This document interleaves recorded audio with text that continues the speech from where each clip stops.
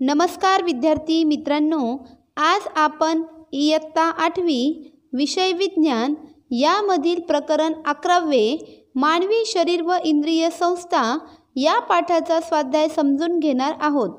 चला तर विद्यार्थी मित्रांनो, स्वाध्यायाला सुरुवात करूया।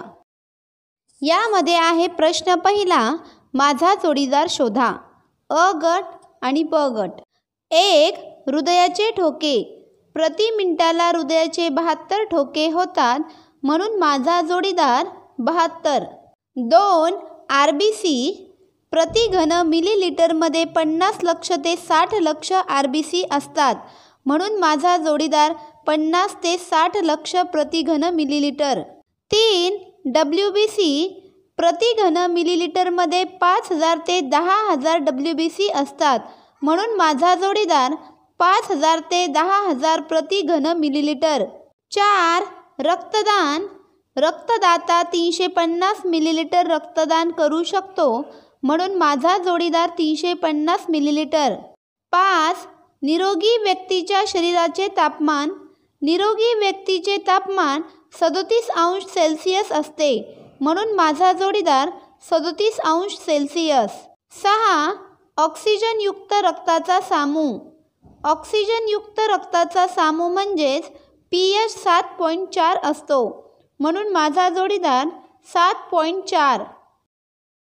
प्रश्न दुसरा, खालील तक्ता पूर्ण करा। इंद्रिय संस्था, इंद्रिये आणि कार्य। 1. श्वसन संस्था। इंद्रिय नाक, कार्य आहे हवा गाळून घेणे। इंद्रिय घसा, कार्य हवा श्वसन नलिकेपर्यंत पोहोचवणे। इंद्रिय श्वसन नलिका, हवा फुफ्फुसापर्यंत पोहोचवणे। इंद्रिय फुफ्फुसे, कार्य हवेची देवाणघेवाण करणे। इंद्रिय श्वासपटल, कार्य श्वासोच्छ्वास घडून आणणे। इंद्रिय संस्था 2.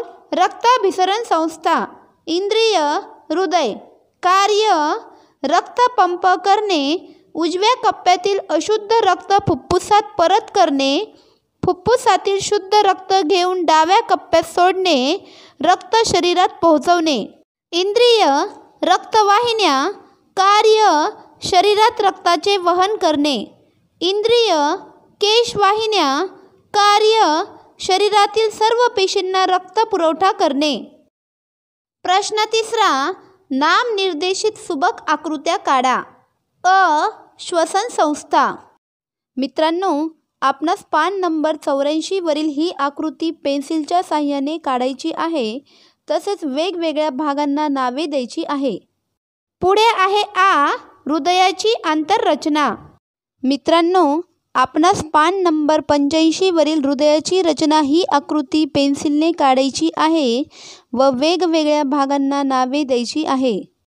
प्रश्न चौथा, सकारण स्पष्ट करा। यामध्ये आहे अ.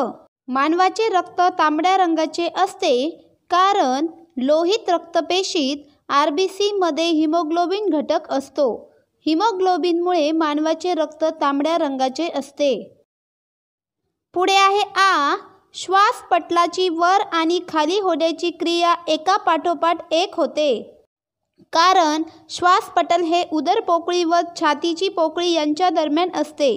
बरगड्या किंचित वर उचलल्या जाणे आणि श्वासपटल खाली जाणे या दोन्ही क्रिया एकदम घडल्याने फुफ्फुसावरील दाब कमी होतो। यामुळे बाहेरील हवा नाकावाटे फुफ्फुसामध्ये जाते, बरगड्या मूळ जागी परत आल्या आणि श्वासपटल पुन्हा वर उचलले गेले की फुफ्फुसांवर दाब पडतो, त्यामुळे हवा नाकावाटे बाहेर ढकलली जाते। पुढचा प्रश्न आहे ई. रक्तदानास सर्वश्रेष्ठ दान संबोधले जाते, कारण आजचा रक्तदाता उद्याचा रक्त घेणारा असू शकतो। काहीही अपेक्षा न करता दिलेले रक्तदान हे जीवनदान आहे। रक्तस्राव, अपघात, प्रसवकाळ आणि शस्त्रक्रिया अशा स्थितीमध्ये रुग्णास रक्ताची गरज पडते। निरोगी व्यक्तीद्वारा केलेल्या रक्तदानाचा उपयोग गरजू रुग्णांचे जीवन वाचवण्यासाठी केला जातो। यामुळे रक्तदान हे सर्वश्रेष्ठ दान आहे। पुढचा प्रश्न आहे ई. ओ रक्तगट असलेल्या व्यक्तीला सार्वत्रिक दाता म्हणतात, कारण जी व्यक्ती रक्त देते तिला रक्तदाता म्हणतात. ओ गटाचा व्यक्ती इतर सर्व गटाच्या व्यक्तींना रक्त देता येते, म्हणून ओ रक्तगटाला सार्वत्रिक दाता म्हणतात. पुढचा प्रश्न आहे उ. आहारात मिठाचे प्रमाण कमी असावे, कारण मिठामधील सोडियमचे जास्त प्रमाण हे रक्तदाब आणि हृदयविकारांना कारणीभूत आहे. याकरिता आहारात मिठाचे प्रमाण कमी असावे. पुढचा प्रश्न आहे 5वा. खालील प्रश्नांची उत्तरे तुमच्या शब्दात लिहा. यामध्ये आहे अ.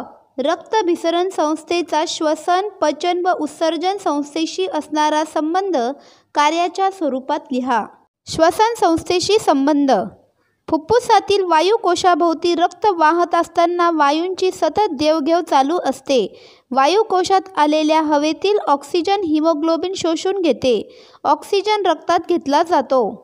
पचन संस्थेशी संबंध. पचन संस्थेमार्फत विविध प्रकारचे पोषक द्रव्य तयार केले जातात व ते रक्तामार्फत पेशीपर्यंत पोहोचवले जाते. पचन न झालेले अन्न रक्ताभिसरण संस्थेद्वारे बाहेर टाकली जातात.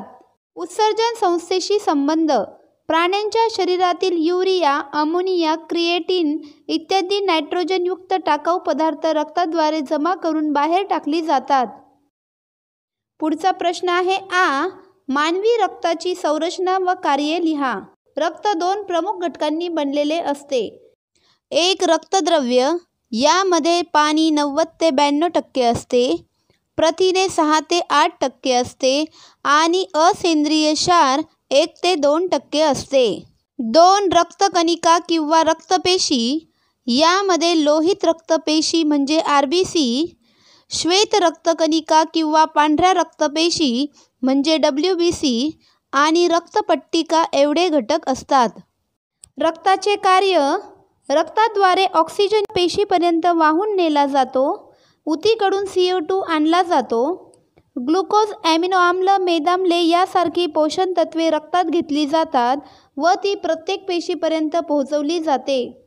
रक्तात प्रतिपिंडाची निर्मिती होते आणि ते सूक्ष्म जीवाणू व इतर उपद्रवी कण यापासून शरीराचे रक्षण करतात. शरीरातील सोडियम, पोटॅशियम यांसारख्या क्षारांचा समतोल ठेवणे, रक्तस्राव झाल्यास गुठळी निर्माण करून जखम बंद करणे हे कार्य प्लेटलेट व रक्तद्रवातील फायब्रिनोजेन नावाचे प्रथिन करतात. पुढचा प्रश्न आहे ई.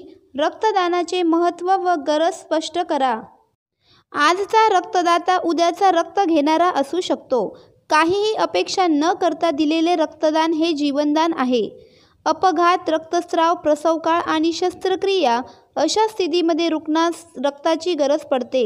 निरोगी व्यक्तीद्वारा केलेल्या रक्तदानाचा उपयोग गरजू रुग्णाचे जीवन वाचवण्यासाठी केला जातो. यामुळे रक्तदान हे सर्वश्रेष्ठ दान आहे. मित्रांनो, या पाठाचा राहिलेला स्वाध्यायाचा भाग आपण पुढील व्हिडिओमध्ये समजून घेऊया. तोपर्यंत धन्यवाद.